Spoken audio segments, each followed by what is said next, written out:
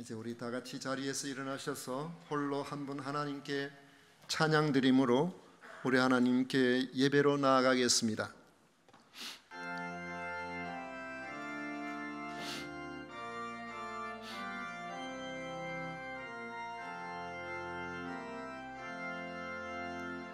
홀로 한 분 하나님께 천하 만민 경배하라. 만국 왕을 다스리고 온 세상 만민 기르신다. 만국 왕을 다스리고 온 세상 만민 기르신다.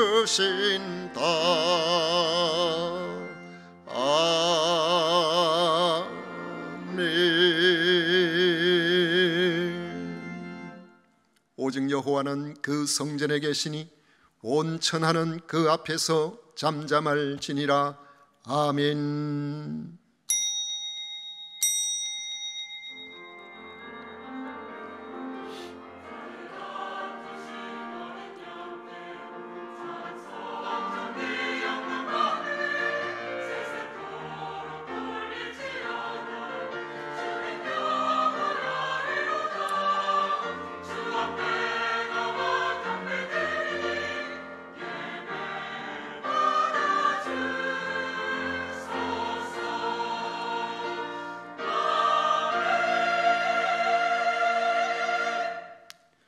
허물과 죄로 죽은 저희들을 예수 그리스도의 피로 살리시고 하나님의 자녀 삼으신 성삼위 하나님을 찬양하고 경배합니다.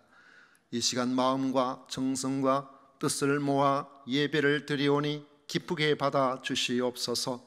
예수님 이름으로 기원하옵나이다. 아멘. 찬송가 21장 함께 부르겠습니다.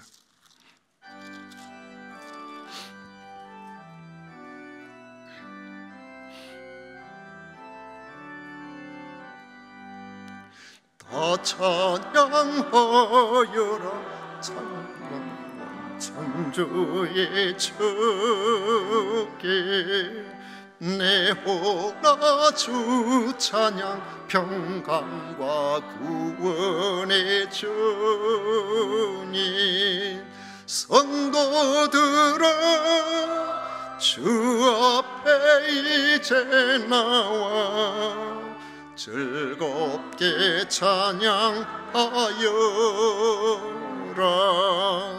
다 찬양하여라. 놀라운 만유의 주께 포근한 날개 밑 늘 품어주시는 주님. 성도들아 주님의 뜻 안에서 내 소원 다 이루리라. 다 찬양하여라. 온 몸과 마음을 바쳐 이 세상 만물이 주 앞에 다 나와 찬양. 성도들아 기쁘게 소리 높여 영원히 찬양하여라.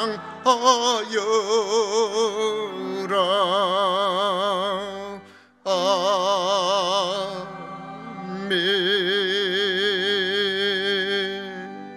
성시교독 교독문 제17번 함께 교독하겠습니다. 찬송가 뒤에 있는 교독문 제17번입니다. 너희 권능 있는 자들아 영광과 능력을 여호와께 돌리고 돌릴지어다.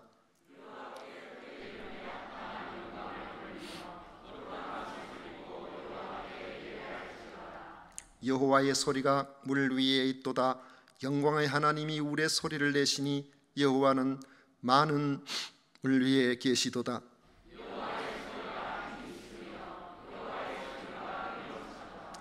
여호와의 소리가 백향목을 꺾으시며 여호와께서 레바논 백향목을 꺾어 부수시도다.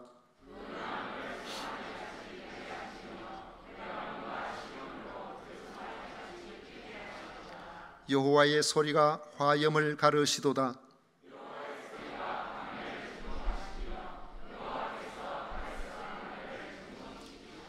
여호와의 소리가 암사슴을 낙태하게 하시고 살림을 말갛게 벗기시니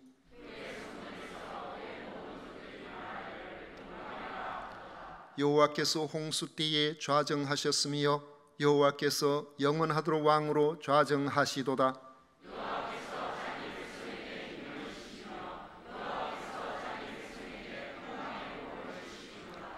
아멘. 다 같이 신앙 고백 드리겠습니다. 전능하사 천지를 만드신 하나님 아버지를 내가 믿사오며 그 외아들 우리 주 예수 그리스도를 믿사오니 이는 성령으로 잉태하사 동정녀 마리아에게 나시고 본디오 빌라도에게 고난을 받으사 십자가에 못 박혀 죽으시고 장사한 지 사흘 만에 죽은 자 가운데서 다시 살아나시며 하늘에 오르사 전능하신 하나님 우편에 앉아 계시다가 저리로서 산자와 죽은 자를 심판하러 오시리라. 성령을 믿사오며 거룩한 공회와 성도가 서로 교통하는 것과 죄를 사하여 주시는 것과 몸이 다시 사는 것과 영원히 사는 것을 믿사옵나이다. 아멘. 다 같이 자리에 앉으셔서 찬송가 342장 함께 부르겠습니다.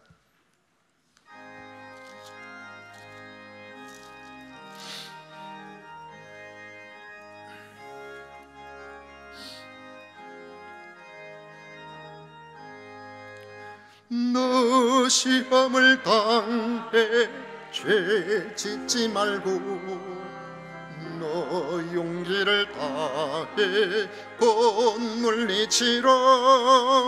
너 시험을 이겨 새 힘을 얻고 주 예수를 믿어 늘 승리하라. 우리 구주의 힘과 그의 위로를 빌라. 주님 내 편에 서서 항상 도우시리. 내 친구를 삼가 잘 선택하고 너행을 삼가 늘 조심하라. 너 열심을 다해 늘 충성하고 온 정성을 다해 주 봉사하라. 우리 구주의 힘과 그의 위로를 빌라. 주님 내 편에 서서 항상 도우시리. 잘 이기는 자는 상 받으리니 너 낙심치 말고 늘 전진하라. 내 구세주 예수 힘 주시리니 주 예수를 믿어 늘 승리하라. 우리 구주의 힘과 그의 위로를 빌라. 주님 내 편에 서서 항상 도우시리. 아멘. 김정덕 장로님 우리를 대표해서 기도하시겠습니다.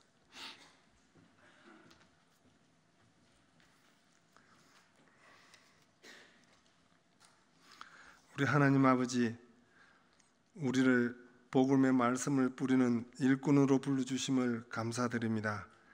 하나님께 충성하신 예수님처럼, 하나님의 집에 충성한 모세처럼 우리가 그 모습을 본받아 하나님 앞에 충성스러운 일꾼이 되기를 소망합니다. 이 시간 하나님의 영으로 충만케 하시고 복음으로 무장하게 하여 주옵소서. 하나님 아버지, 거칠고 황폐한 이 땅에 천국의 씨를 뿌리시고 우리로 하여금 복음에 순종하며 영혼들을 위해 복음의 씨를 뿌리게 하심을 감사드립니다.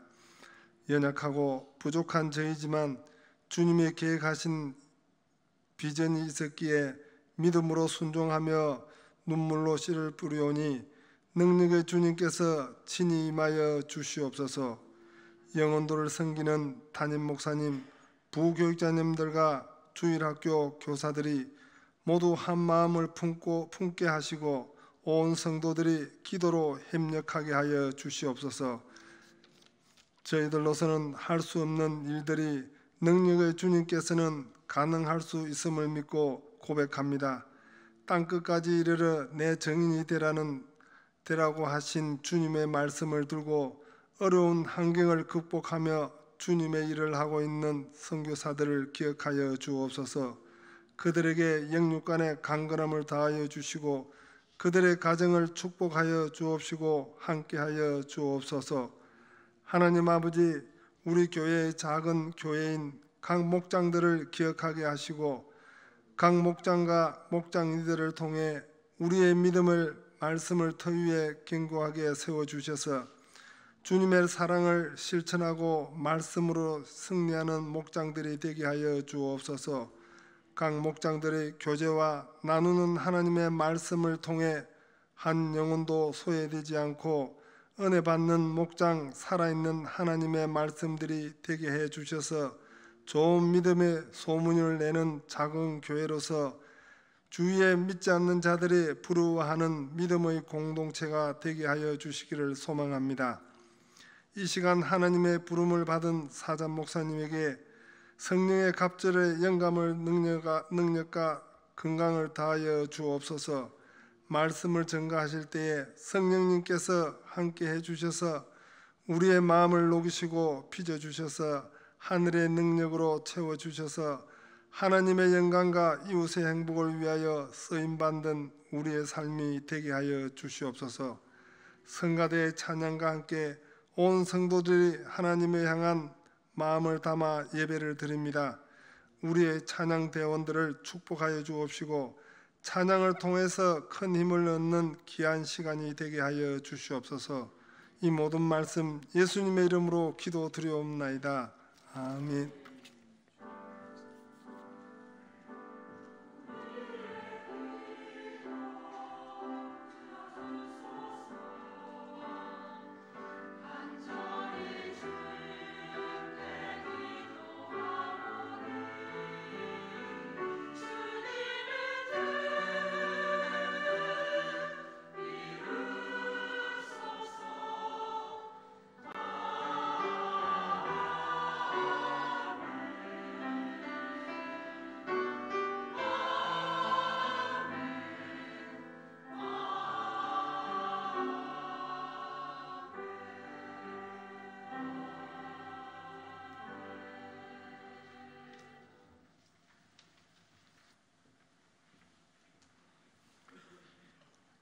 이 시간 우리에게 주신 하나님의 말씀은 여호수아 8장 1절부터 23절까지 말씀입니다.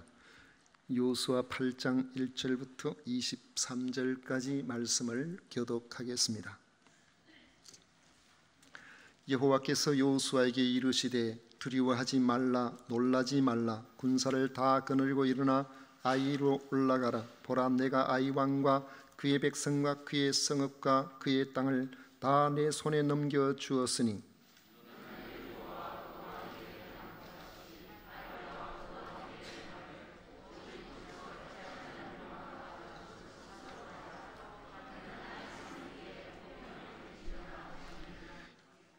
이에 여호수아가 일어나서 군사와 함께 아이로 올라가려 하여 용사 3만 명을 뽑아 밤에 보내며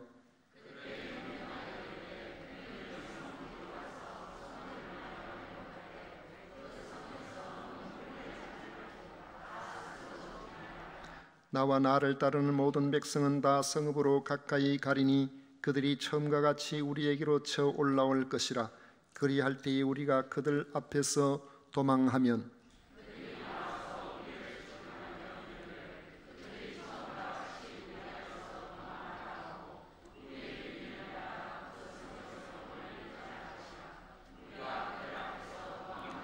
너희는 매복한 곳에서 일어나 그 성읍을 점령하라. 너희 하나님 여호와께서 그 성읍을 너희 손에 주시리라.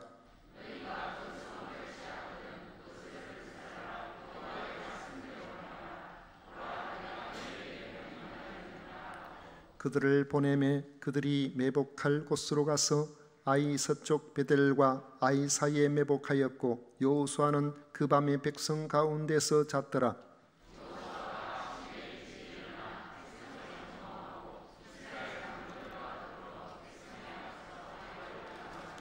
그와 함께 한 군사가 다 올라가서 그 성읍 앞에 가까이 이르러 아이 북쪽에 진치니 그와 아이 사이에는 한 골짜기가 있더라.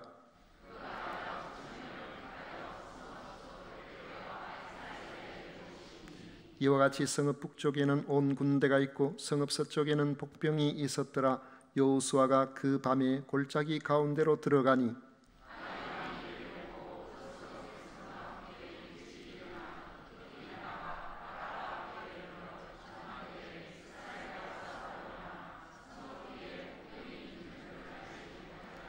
여호수아와 온 이스라엘이 그들 앞에서 거짓으로 패한 척하여 광야 길로 도망하며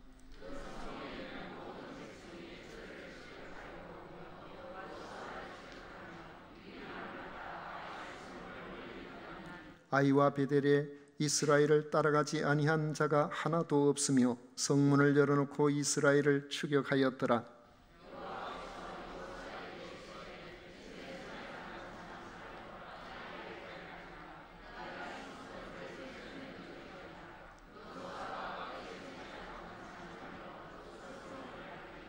그의 손을 드는 순간에 복병이 그들의 자리에서 급히 일어나 성읍으로 달려 들어가서 점령하고 곧 성읍에 불을 놓았더라.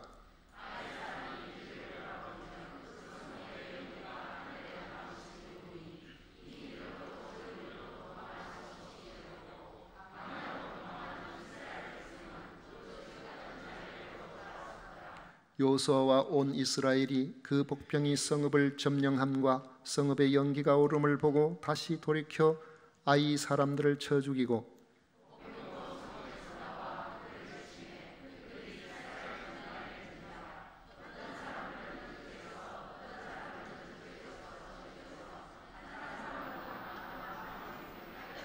다 같이 읽습니다.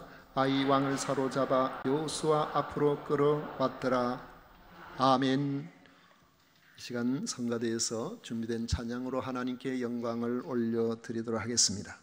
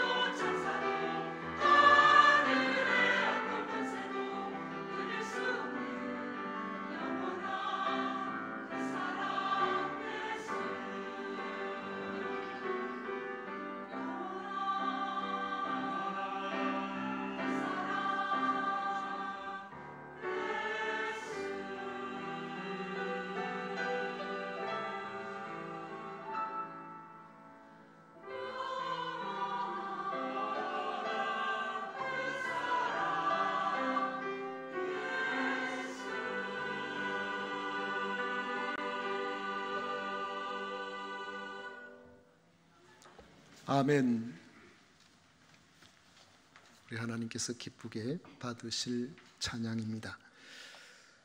아직까지 조금 적응이 안 되는 게 이제 두 번째니까 앞을 보고 있으면서 왜 집사님이 안 보이지? 왜 권사님이 안 보이지?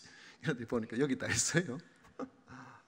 2년 반이라는 세월을 지났지만은 자기 자리를 지켜주신 여러분들 대단하고 또 감사하게 생각합니다.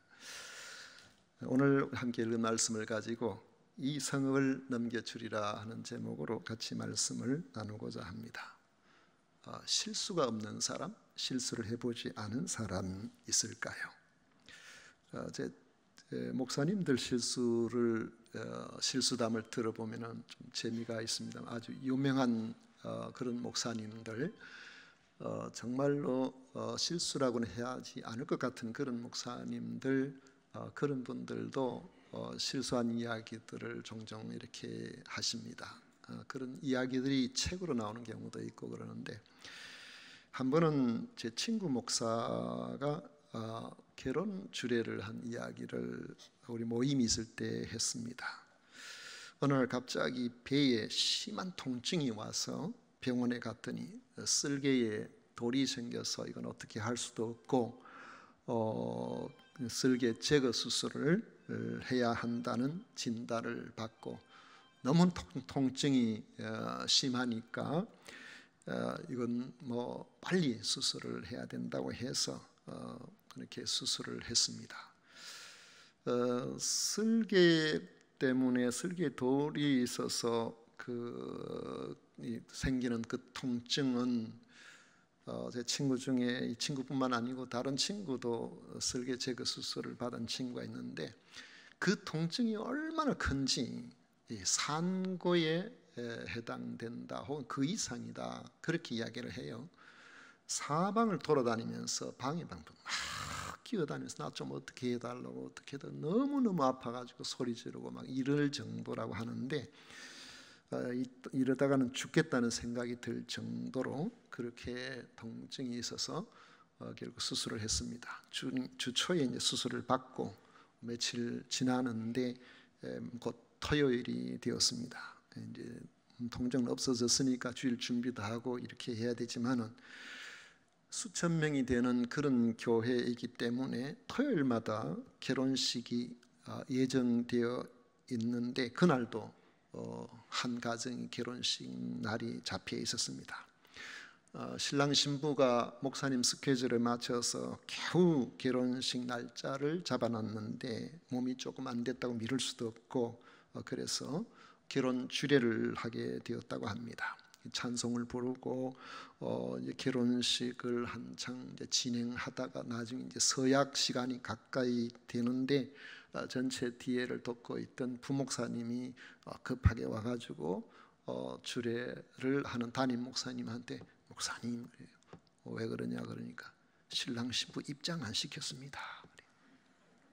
신랑 신부 입장도 안 시키고 지금 계속 주례를 하고 있었던 거예요. 그래가지고 새로 이제 신랑 신부 입장 시키고 이제 서약하고 그렇게 했는데 얼마나 황당했겠습니까? 본인도 그렇고 앉아 있는 양가 그 부모도 그렇고 말도 못하고 저 뒤에 지금 신랑은 서가지고 언제 나 부르나 하고 지금 서가지고 있는 그런 상황이었는데, 결국 이제 다 불러놓고 하는 이 목사님이 한마디 했다 그래요. 제가 슬기가 빠져서 그렇습니다. 그러니까 막 모든 분들이 와가 한번 웃고 무사히 넘어갔다고 그렇게 했습니다. 완벽하게 보이는 그런 사람도 실수 경험이 없는 사람은 거의 없습니다.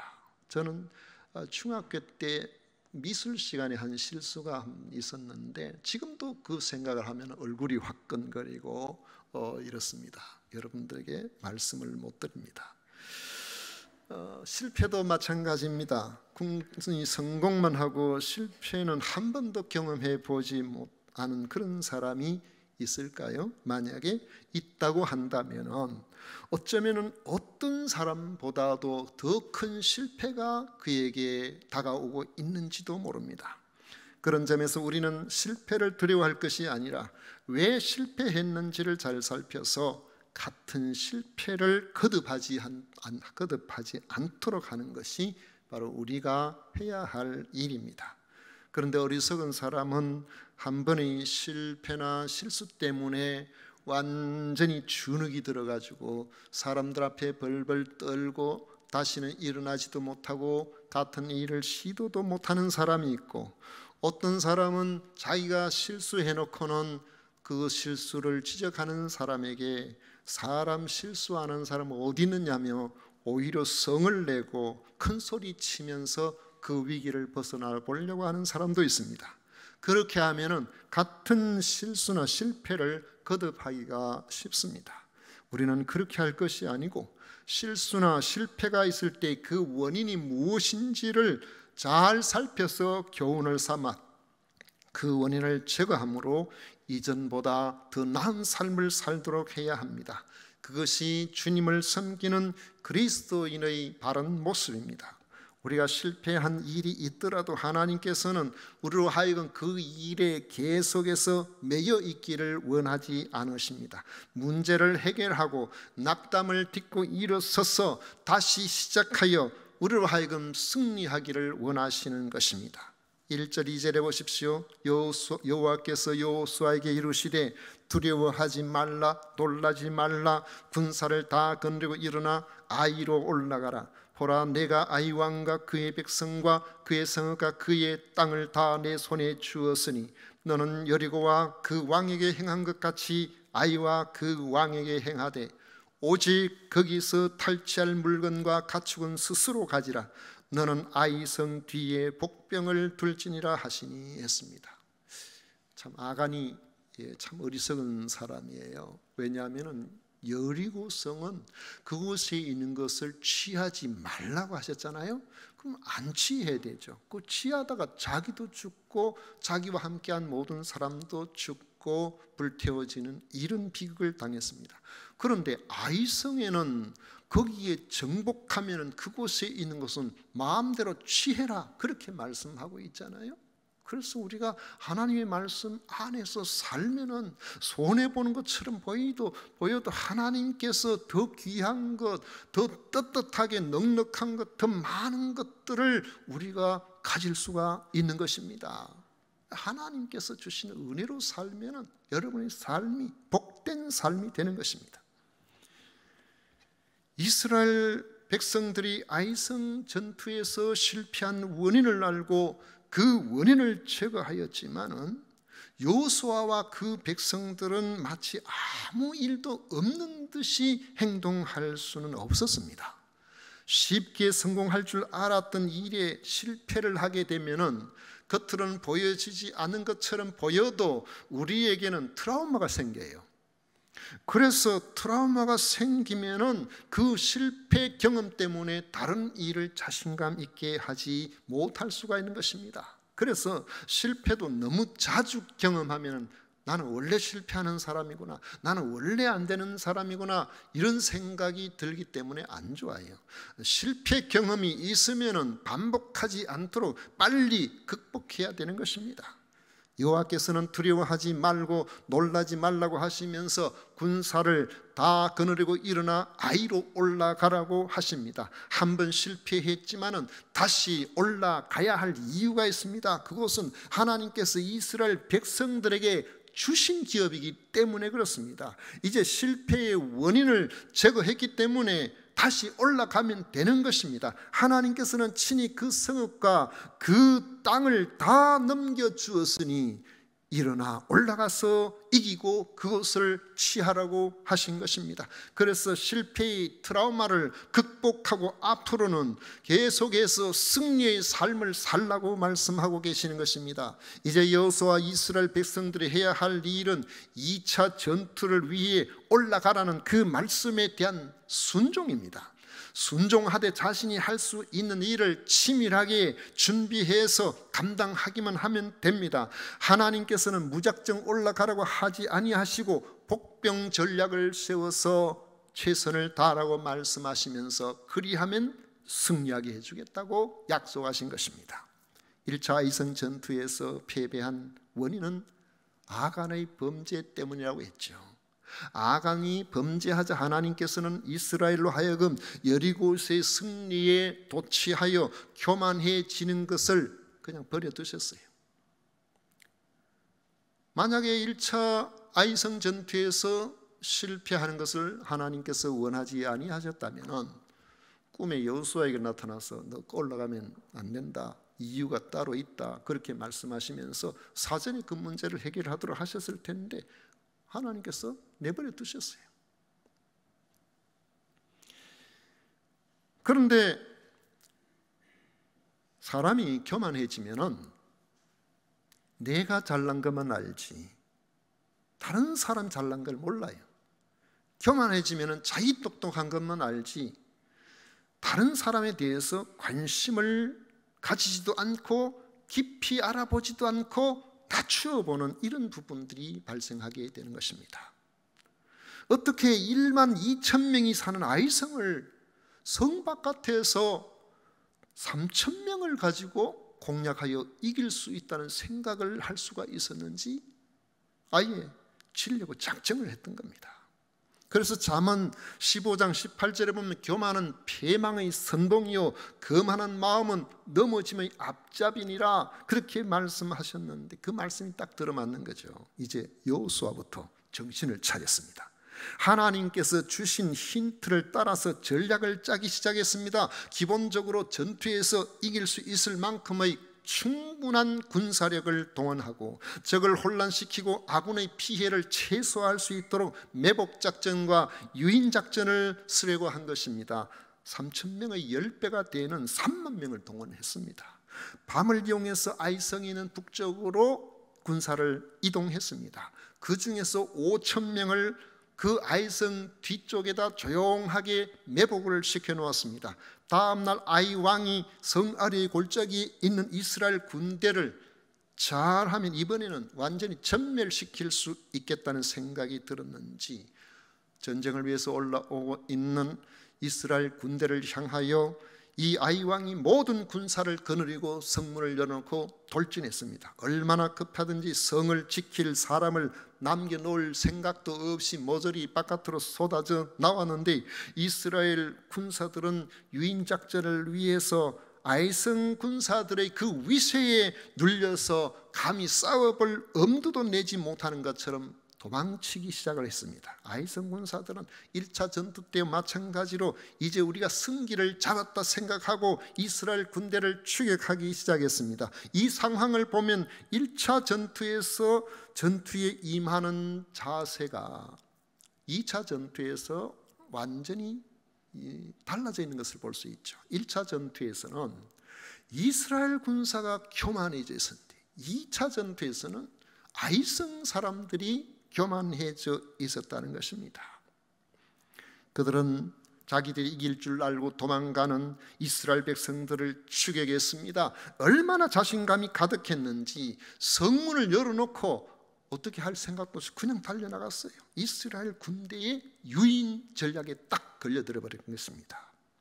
이걸 보면 사람이 얼마나 연약한 존재인가 하는 것을 알 수 있습니다. 우리는 한번 승리하면 온 세상이 내 마음대로 다 될 것 같은 교만에 빠지기가 쉽습니다. 어떤 일을 한번 하면은 나같이 잘하는 사람은 없어, 내가 최고야, 그렇게 생각하기가 쉽다는 것입니다.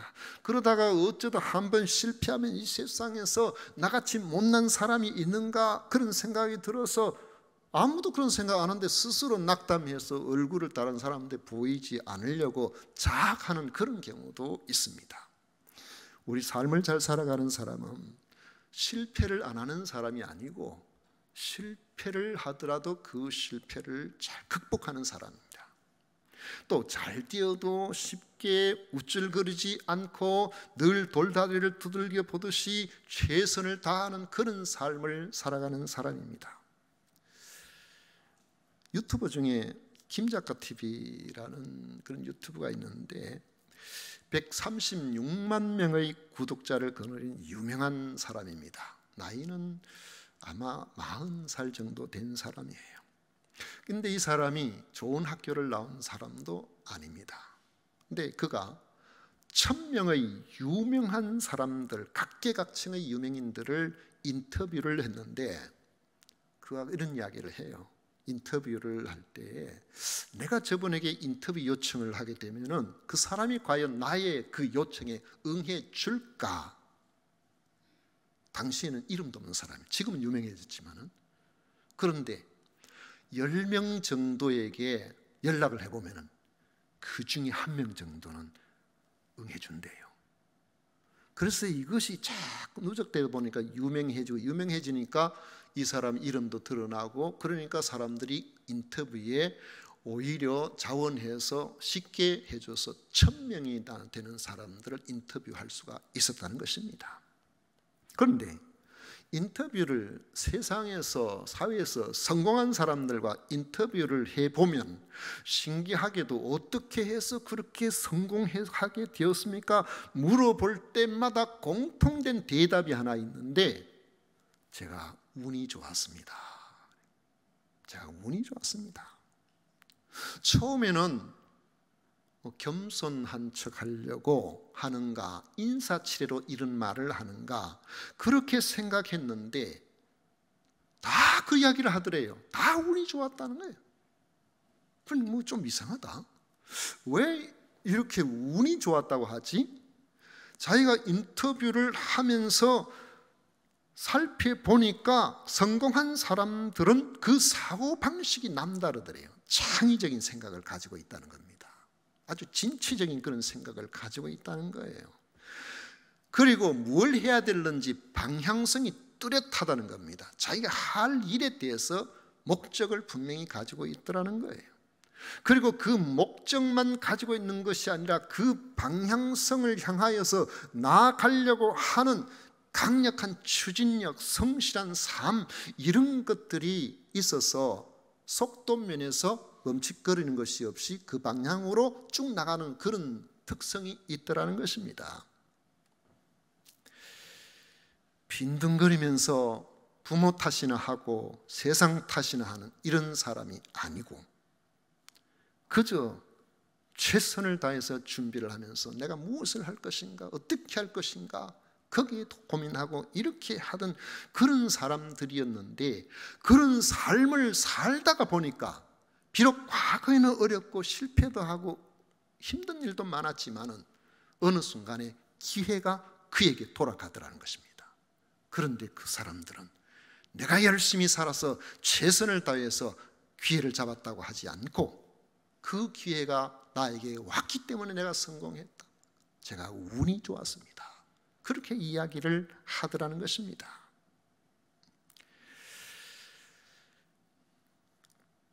이스라엘 백성들이 1차 전투에서 보낸 모습을 한번 생각해 보십시오. 겨우 3000명만 가지고 충분히 승리할 수 있을 것이라는 이 자만심이 어디에서 왔을까요? 그들이 겸손하게 하나님께로 돌아와서 2차 전투에 임하는 자세는 완전히 달라졌습니다. 하나님께서 아이성을 넘겨주리라고 말씀하시는 그 하나님의 약속의 말씀을 붙들고 1차 전투에서 동원된 인원보다도 10배나 많은 사람들을 아무나 데려간 것이 아니고 3절에 보면 선발해서 뽑아서 데려갔다는 것입니다. 적이 예상하지 못하는 밤 시간을 이용해서 이동을 했고, 전쟁을 하는 군대의 기본 전략에 아주 충실해서 매복 작전을 했습니다. 유인 작전을 펼쳤습니다. 거기다가 돌아갈 곳이 없도록 매복한 이들이 성을 점령하게 만들고 성 안에 불을 놓아 서로 신호를 하고, 그리고 앞뒤에서 공격하는 양동작전을 통해서 적들이 심리적으로 완전히 무너져 내리도록 심리전을 펼쳤던 것입니다.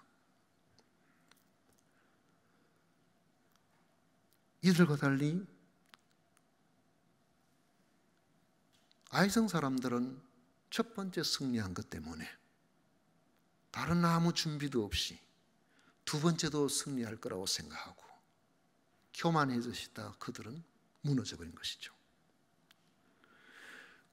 이 아이성 사람들하고 지금 이 이스라엘 사람들은 완전히 달라진 거예요.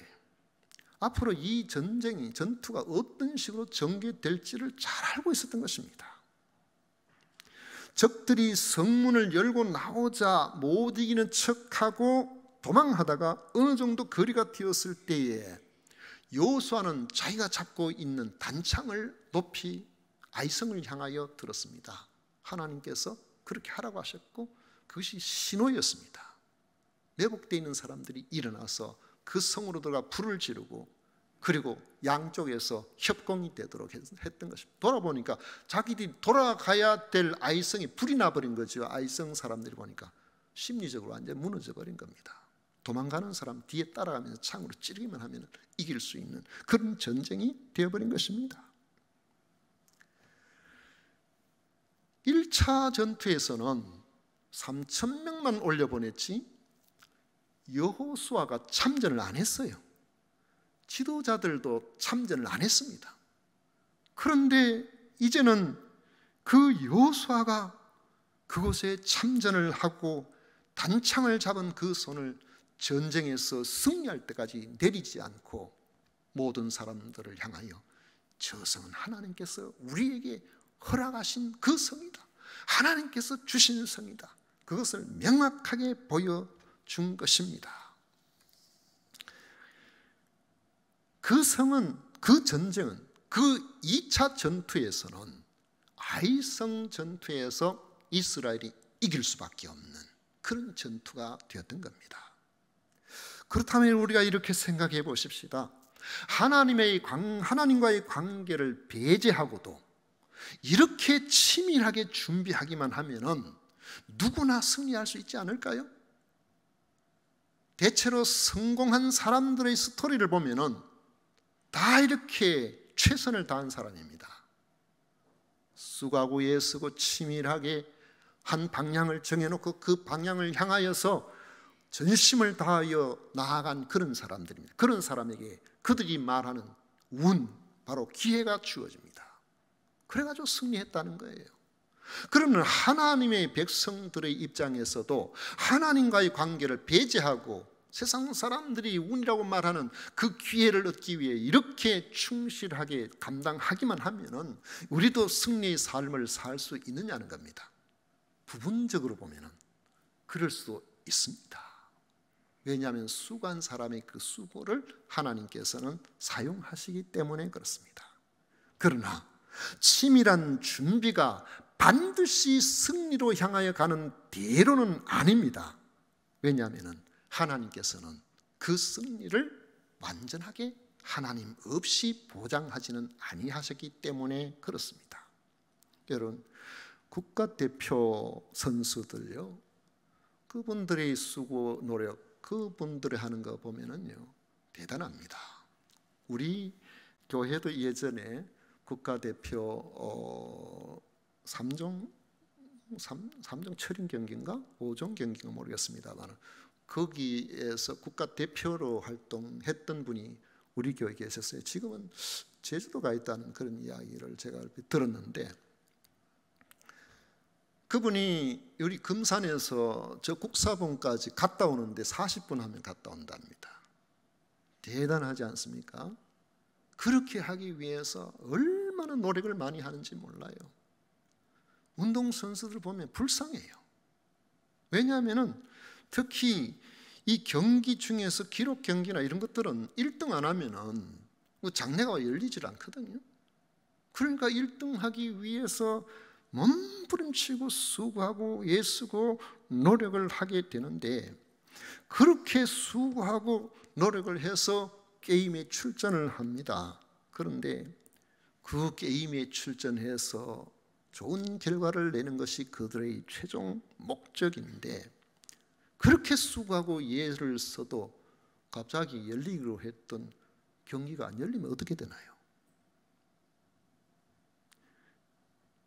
이 사람들은 그 기회가 무한정 있는 게 아닙니다. 젊을 때 한 10년 사이에 그 기회가 다 몰려 있어요.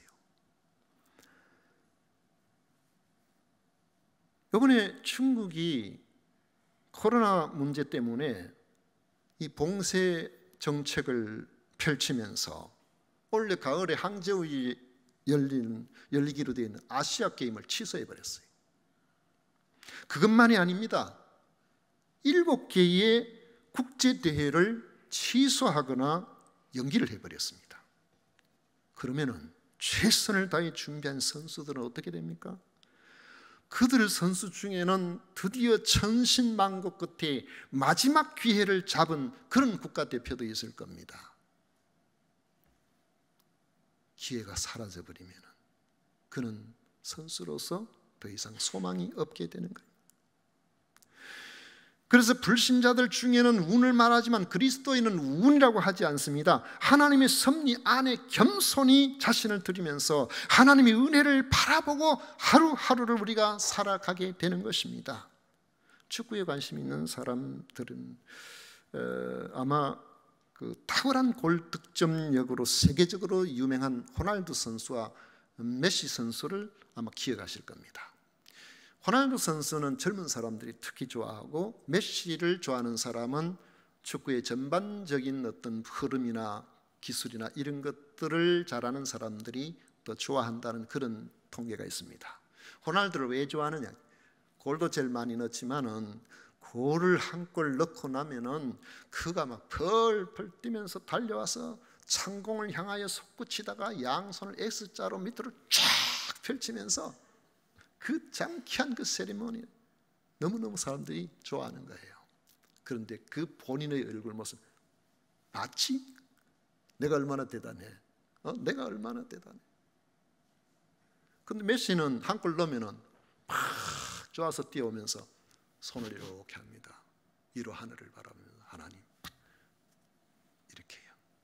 하나님 은혜입니다. 하나님께 감사를 드리는 그런 모습. 세리머니가 꼭 그래요. 여러분 다음 기회 있거든 한번 보세요. 우리는 그리스도인입니다. 두 가지를 염두에 두고 살아가야 됩니다. 하나는 하나님과의 관계입니다. 하나님이 기뻐하시는 삶을 살아가고 있는가? 하나님의 길에서 벗어난 그런 삶을 우리가 살아가고 있지는 않는가? 승리하는 그리스도인으로 살려면은 하나님과의 관계가 깨어지지 않도록, 그 관계가 훼손되지 않도록 우리가 최선을 다해야 됩니다. 하나님이 원하시는 삶에서 우리가 벗어났다면 자기 합리화하지 말고 즉시 돌이켜야 되는 것입니다. 다른 하나는 하나님이 기뻐하시는 분명한 방향성과 그것을 향하여 날마다 최선의 삶을 우리가 살아가는 것입니다. 아이성 전투에서 승리하여 그 성을 점령하는 것은 이스라엘의 탐욕이 아닙니다. 왜냐하면 하나님께서 그곳을 가서 취하라고 하셨거든요. 이 성읍을 내 손에 넘겨주리라고 말씀하신 하나님의 뜻이었습니다. 우리 그리스도인들이 날마다 비슬거름이 사는 것이 하나님의 뜻이겠습니까? 아니면은 역경을 극복하고 어려운 환경이지만은 밝게 살고 힘있게 살아 세상 모든 사람들이 저 사람은 내보다 별로 나은 것도 없어 보이는데 어떻게 저렇게 환한 얼굴로 자신감 있는 얼굴로 저렇게 살아가는가? 사람들이 궁금해하는 그런 멋진 우리의 삶이 하나님 뜻이 아닐까요? 여러분, 그런 삶을 우리가 살아가기 위해서는 방향성이 뚜렷해야 되고 최선을 다하는 그런 삶이 필요해야 되고 하나님께서 기뻐하시는 그 자리에 머물러 있으면 되는 것입니다. 최선의 준비만 우리가 하면은 나 승리할 수 있어? 이렇게 말하는 것은 교만이에요.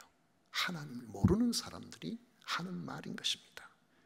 우리는 최선을 다하면서도 하나님께서 우리의 삶에 선하게 인도해 주셔야 된다는 사실을 잊지 않고 겸손하게 살아가는 그런 사람이 되어야 되는 것입니다.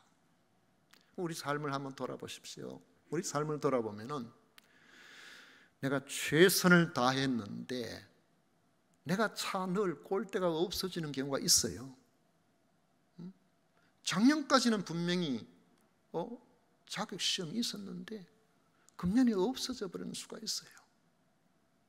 그런데 어떤 사람들은 이제는 끝이 났는가 보다, 더 이상 내가 안 되는가 보다, 더 이상 나는 소망이 없는가 보다 했는데 하나님께서 사라졌던 꼴대를 그 앞에 세워주시기도 합니다.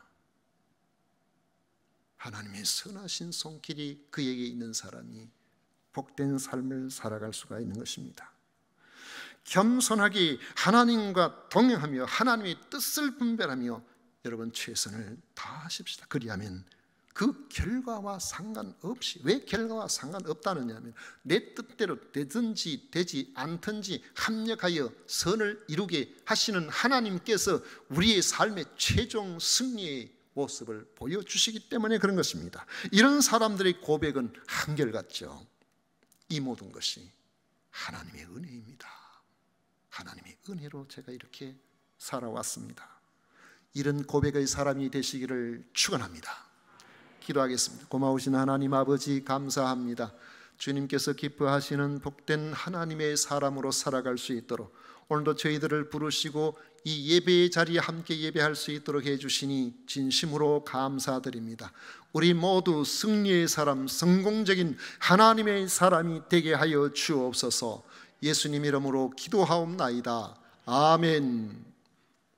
찬송가 347장 함께 부르겠습니다.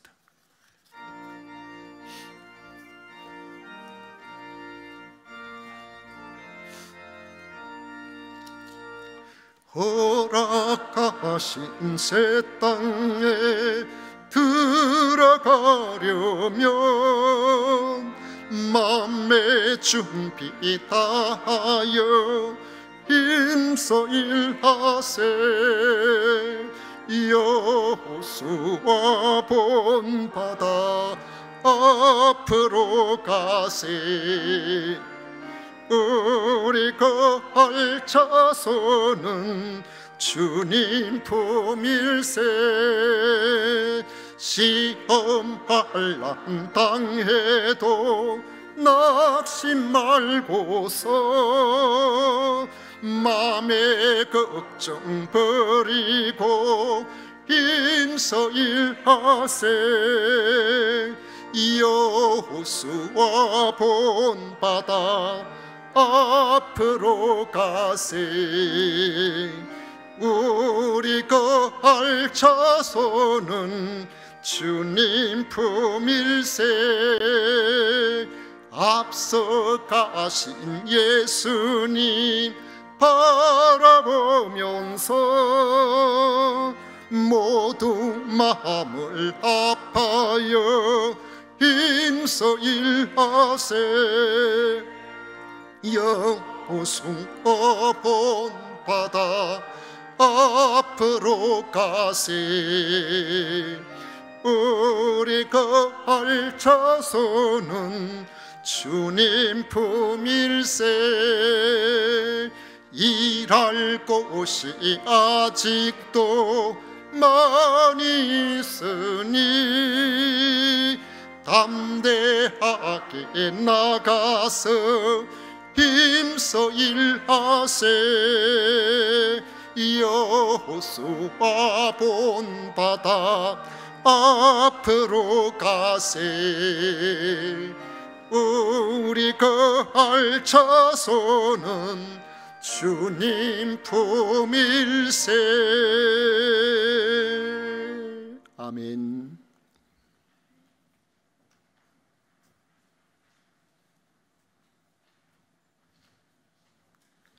우리 하나님께 드린 예물 위해서 봉헌 기도 드리도록 하겠습니다. 우리를 지극히 사랑하신 하나님 아버지 감사합니다. 오늘도 거룩하고 복된 날을 하나님 앞에 나와 아버지 하나님을 예배할 수 있도록 해주신 것 진심으로 감사드립니다. 우리에게 영원한 소망을 주시고 참 자유를 주심에 감사드립니다.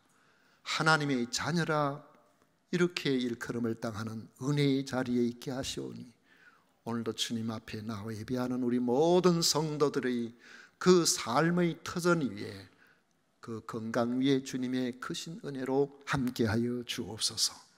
오늘도 아버지 하나님, 귀한 예물을 드리는 분들이 있습니다. 소득의 10분의 1을 구별합니다.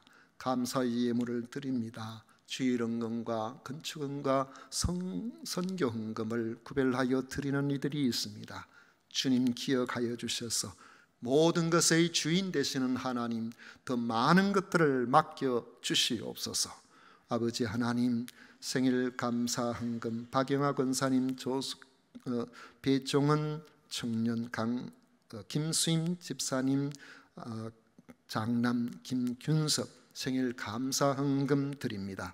아버지 하나님, 지난 1년 동안 눈동자와 같이 지키고 보살펴 주셨사오니 또 1년 동안 살아가는 동안에 우리 하나님 도우셔서 저들로 삶의 터전에 강하고 담대하고 건강하게 살아갈 수 있도록 인도하여 주옵소서.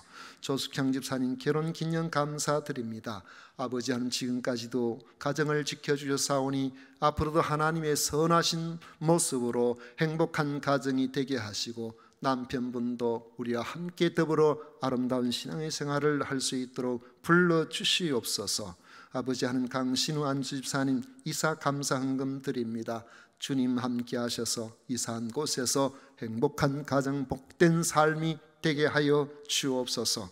오늘도 주님 앞에 나와 예배하며 성도를 섬기기 위하여 수고하고 애쓰는 모든 성도들 위해 크신 은총과 위로와 축복으로 갚아 주시옵소서. 미사옵고 감사하오며 예수님 이름으로 기도하옵나이다. 아멘. 지금은 우리 구주 예수 그리스도의 은혜와 하나님 아버지의 놀라우신 사랑과 성령 하나님의 위로 축복 교통하심이 주님 앞에 나와 예배드리는 모든 성도들 머리 위에, 그 가정 위에, 자녀 후손들 위에 영원토록 함께 있을지어다. 아멘. 아멘. 아멘.